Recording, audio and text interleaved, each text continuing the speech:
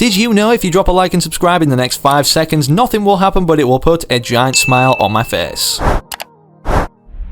Fortnite Chapter 3 Season 3 is literally 14 days away, or should I say a fortnight, anyone? Fortnite, 2 weeks. And despite that being a terrible joke, of course, we have even more intel about the Collider Live event, further developments happening in-game right now, and even what's going to be happening when we go into downtime after this season ends and what the screen will display like we went into the black hole or into Chapter 3. Colombo's potentially being in space, as it's been revealed now that the mecha team leader is being constructed up here for the live event, where the 7 are going to be fighting back the Imagined Order one final time as they've been pushed back all the way to Command Cavern and Loot Lake. And with the live event going into downtime, the first thing of Fortnite we're going to be seeing after that, which you can see by the title, is of course, yes, the Season 3 trailer, which, believe it or not, we have details for. So with that said today, it's a no-brainer. Do yourself a favour, sit back, relax, grab your favourite snacks, stick around, watch this full video, and one favour you can do for me in return, as it literally takes 2 seconds and is 100% free to do, is enter code FM1 right now inside the Fortnite item shop before Season 3. You guys already know this not only puts a giant smile on my face, but cheers up my pug Gus too, who's been kinda sad about the fact he knows that 70% of all eyes watching right now are not subscribed. With that said, hit the big red button right now, as we're on our final push to 2.5 million or 2.5 million subscribers, and after all, it only benefits you, as I do give different subscribers every single day. So if you ever want to receive something, simply make sure you subscribe to the channel with all notifications turned on, and then comment your Epic Games ID down below and let me know what you'd like to receive, so perhaps you could be gifted like this on screen in front of hundreds of thousands of eyes to see in the next video. But with that said, now enough messing around, we've got tons of live event developments to go over and a Season 3 trailer to showcase, so make sure of course you're sticking around and don't go anywhere. Don't go anywhere. I'm not, I'm sitting on my Don't back. go anywhere. Okay, so firstly, to start out in terms of some structure for today's video, we're going to be going over what's happening right now that you perhaps missed, considering there are some secrets unfolding by the minute. Leading into them, what's upcoming in the next few days, or the next developments that are hotfixed, what's happening in the live event because of these build-ups, and ultimately then how that's going to be playing a part or leading into the Season 3 trailer. To start out with, as we've already shown many cinematics of already, the Collider POI is where this event's going to be going down, as the Imagined Order finally have control over this area, or have unveiled this area should I say, since Loot Lake has been here without this the entire season. Of course, all of the blimps are crashed around the island now, whether in the outskirts, ocean, or just on the island in general, despite the one above Command Cavern being the base operation area of the IO in the first place. And for those that don't know, the Collider POI was actually teased early by Dr. Sloan in this loading screen, kinda blurry however, as the focus was on the Order skin spine on the Imagined Order, showcasing Dr. Sloan, obviously showing the others the plans to take over the island or fight back against the 7 in this final battle. And since this structure initially made an appearance in the 20.40 update, kinda like the 0 point from Chapter 1, which began pulsating more so vigorously as we approached the end of the season, this particular Doomsday device structure, the Collider, whatever you want to call it, seems to be pulsating out energy, and will do this more frequently until the end of the season, looking like this, if you're lucky enough to actually capture one of these moments in-game or see it. Despite that being not so obvious about the Collider, of course, we will be seeing these more frequently happen until the event actually starts in itself, and I'm guessing when it does start, when the countdown timer eventually is added, when it hits 0 across the board for days, hours, minutes, and seconds until the event starts, I'm guessing it's going to emit one into the sky or pulsate outwards to start the event.